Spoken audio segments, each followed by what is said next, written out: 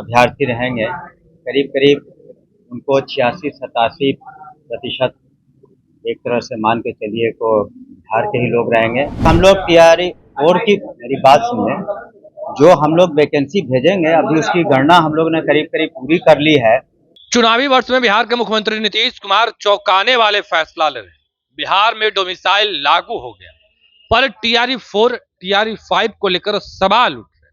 Librarian, STET, तमाम चीजों को लेकर प्रक्रिया जल्द से जल्द पूरा होना है। देखिए, हमने बात क्या है, बिहार सरकार में शिक्षा मंत्री सुनील कुमार से कह रहे हैं कि विभाग को बोल दिया गया है, जो आयोग है उनको बता दिया गया है, जल्द से जल्द बहाली की प्रक्रिया पूरी हो जाएगी। क्या कुछ करें शिक्षा मंत्री सुनील कुमार, सबसे पहले हम आपको वो पूरा बयान सुनवाते हैं।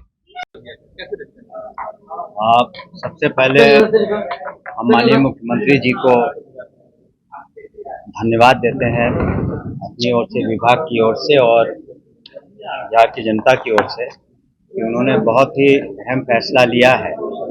और अब जो चौथा चरण का की नियुक्ति होगी बीपीएससी के द्वारा, उसमें बिहार के जो अभ्यर्थी रहेंगे, करीब करीब उनको 86-87% एक तरह से मान के चलिए को बिहार के ही लोग रहेंगे। और बाकी जो शेष है 13-14%, उसमें भी बिहार के लोग, बाहर के कुछ लोग भागीदार होंगे। तो निश्चित रूप से बिहार के जो नियुक्तियों के लिए इच्छुक हैं, उनका प्रतिशत 90% से ऊपर हो जाएगा। 90 से 95% बिहार के लोग इस चौथे चरण की परीक्षा में आ पाएंगे। तो बहुत ही अहम कदम है।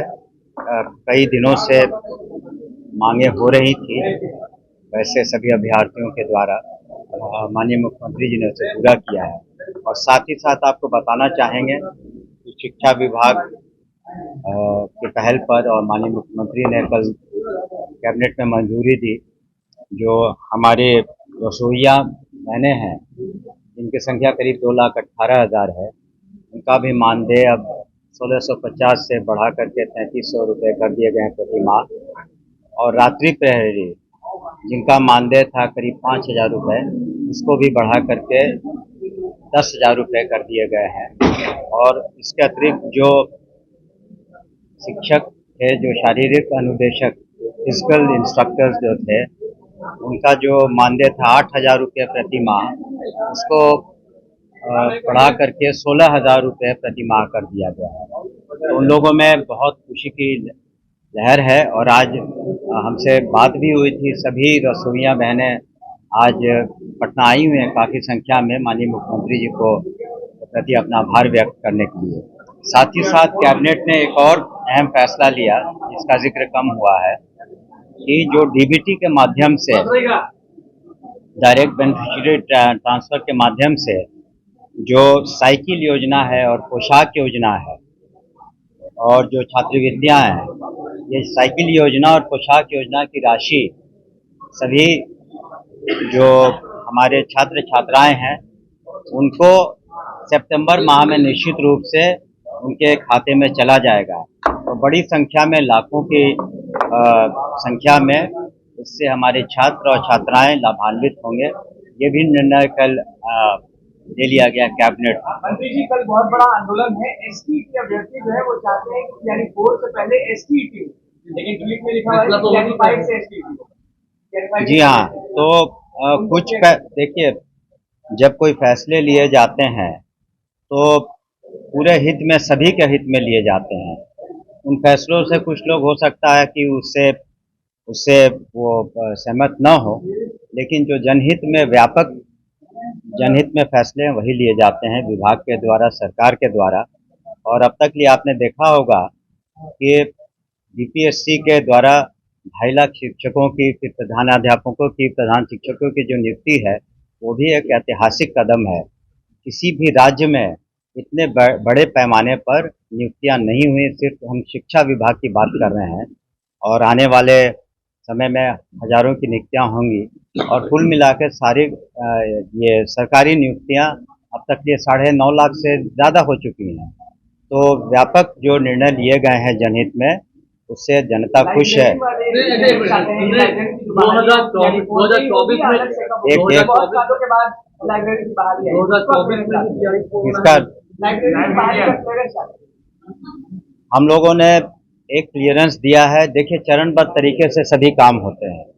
अभी हम लोगों ने तैयारी कर ली है कि जो अनुकंपा आधारित जो नियुक्तियां हैं, करीब 6421, अभी सभी लोग मानेंगे इस बात को कि जो अनुकंपा आधारित नियुक्तियां हैं वो बहुत मायने रखती हैं। वो परिवार चाहता है कि उसे कोई ना कोई आय का स्रोत हो, इसलिए सबसे पहले हम लोग इसी मंथ में कोशिश करेंगे कि अनुकंपा आधारित 6421 नियुक्तियां हो जाएं।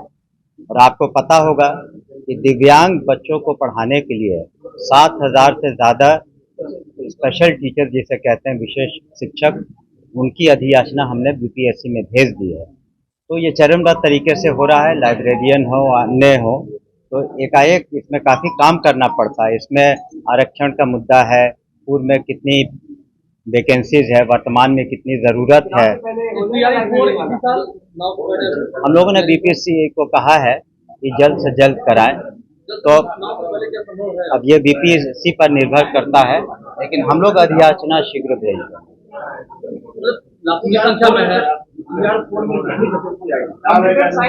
अभी हम लोग तैयारी और की, मेरी बात सुनिए, जो हम लोग वैकेंसी भेजेंगे अभी उसकी गणना हम लोग ने करीब करीब पूरी कर ली है कि फिजिक्स में क्या कमी है, केमिस्ट्री में क्या कमी है, अन्य विषयों में क्या कमी है, संस्कृत में क्या कमी है। उसी के आधार पर हम लोग अपनी अधियाचना जो हजारों में होगा तो उसको हम लोग भेजेंगे।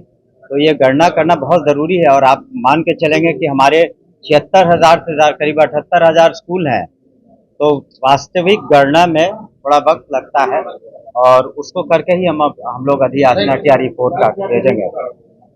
वो गणना पर निर्भर करता, बट हजारों में तो निश्चित रूप से होगा। धन्यवाद। तो अभी आपने सुना किस तरीके से शिक्षा मंत्री ने डोमिसाइल लागू के बाद किस तरीके से अपनी बातों को रख रहे थे। टीआरई 4 को लेकर क्या कुछ कहा उन्होंने, वो भी हमने आपको सुनवाया। फिलहाल के लिए इतना ही। आप बने रहे फर्स्ट झारखंड के साथ। धन्यवाद। पनोरमा ग्रुप, जो सोचता है वो करता है। आपके अपने सपनों का आशियाना। ये लो, मुंह मीठा करो। आज मैंने अपना जॉब छोड़ दिया, अब हम पूर्णिया वापस जाएंगे। जॉब छोड़ दिया है? मतलब ये घर कैसे चलेगा? हम करेंगे क्या? और माँ बाबूजी क्या बोलेंगे? इसलिए मैं एक और मिठाई का डब्बा लाया। अपने बिजनेस के लिए लोन अप्रूव हो गया। अरे लोन अप्रूव हो गया वो तो ठीक है, लेकिन पूर्णिया में हम रहेंगे कहाँ? अपना घर भी तो नहीं है वहाँ। इसलिए तो एक और मिठाई का डब्बा अलग से लाया हूँ। हमने पूर्णिया में घर ले लिया है, पूर्णिया के ई होम्स पैनोरमा में। पूर्णिया में पैनोरमा ग्रुप लेकर आए हैं ई होम्स पैनोरमा। बड़ा घर, आलीशान जिंदगी और अत्याधुनिक सुविधाओं के संग। अरे अब क्यों मुंह मीठा करवा रही हो? क्योंकि हम घर वापसी जो कर रहे हैं। घर वापसी की खुशी पूर्णिया में ई होम्स पैनोरमा के संग। ई homes panorama, luxurious lifestyle redefined.